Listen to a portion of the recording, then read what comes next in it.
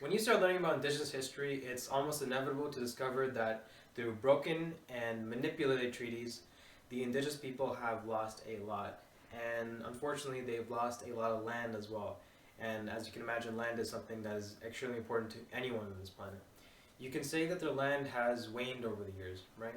And waning is a cool word I learned. It describes how the moon starts as a full moon, and then night by night, you lose the visible portion, it becomes like a crescent shape.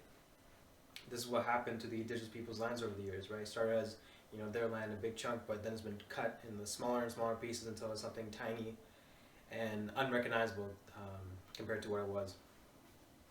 And a lot of indigenous people back in the day would go into treaties thinking they're mutual, right? They benefit both sides, but in reality, they're being controlled by a puppet master. And the puppet master was the Europeans or the colonialists, and they told them to, do stuff that would benefit the Europeans, but never something that would benefit the indigenous peoples. And they were controlled into, they're manipulated into doing what the Europeans wanted, pretty much every single time. And one very excellent example of this happened about an hour away in Caledonia, Ontario, with the Six Nations of the Grand River, and they were promised a big chunk of land for their contributions in the American Civil War, American Revolutionary War. So they fought alongside the British, and the British awarded them land.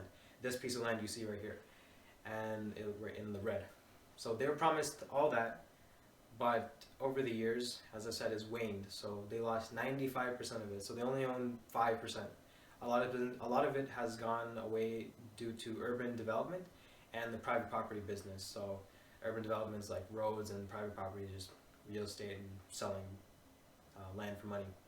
And you can see like big cities on the map. There's Waterloo, there's Brantford, and of course Caledonia. So all those cities have big property business, and all those real estate agents are making a lot of money, but they're making a lot of money off of indigenous people's lands.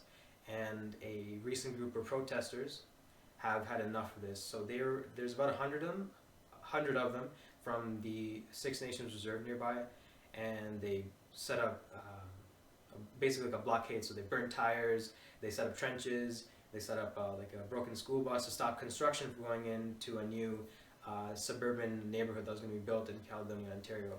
And they made a big statement about it in July of 2020. Despite a lot of these protesters being masked, right, to protect their identity from being arrested, one person has stood up as this sort of a spokesperson for this protest, and his name, and he's unblurred now, his name is Skylar Williams, and he's lost a lot through this, but he reminds me a lot of my uncle, right? My uncle's like this guy he's very humble, he's very strong, but most importantly, if he sees something wrong, he'll stand up for it and he'll actually say something about it. And this is exactly what Skylar Williams was like, and that's what he did with this protest, and it was very admirable. So you can see in the red here is what the land they're occupying is. It's a small bit of land that suburban development was going on, and they named it 1492 Land Back Lane. And 1492 is the year Christopher Columbus came to America, so it's like a reference to colonialism and how they want to, get back after all these years. Luckily, no one has been hurt, even though there have been police altercations with the OPP, who are the guys that are policing this protest. But as I said, there have been some close calls over the height of the protest. In October of 2020, so a couple months after the protest initially started, Skylar Williams and his wife were arrested, and they were charged $168,000 in fines for their contributions to the protest. And you'd think maybe the mayor, Mayor Ken Hewitt, would say something about this. Well, he did, but he more or less just praised their arrest and condemned the protest and called them selfish and something that should have never happened. And it was a bit unfortunate, really, that he didn't support them at all, but as it is what it is. The OPP, as I said, the guys who were policing this, they actually spent $16 million over from about July to January, which was when the height of the protest was.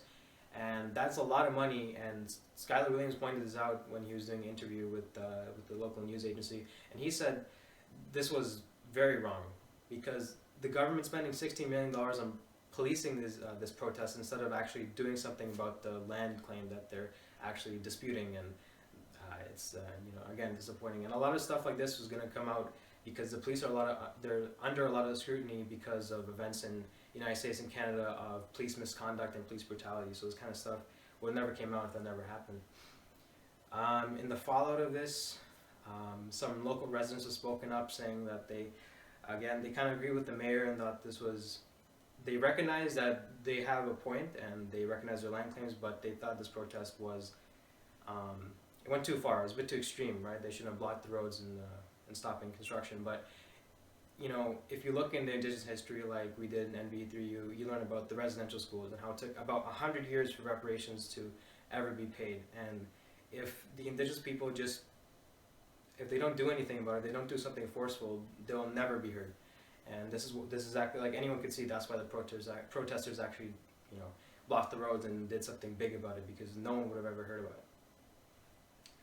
Now, at the moment, the protest has died down, right? It still exists, the movement still exists. You can go on their Twitter page and they're still retweeting stuff to this day. But it has slowly died down. But they were promised a court date in the Federal Court of Canada in 2022. So this means the Council of the Six Nations will go to court, and if they play their cards right, they may get some of their land back. So, and if you go back to my waning and the moon analogy, right? The moon, it doesn't stay a crescent forever, right? It doesn't lose all its light and become dark. It comes back eventually. There is a full moon every month, pretty much. So, hopefully their land will be full again. Thank you.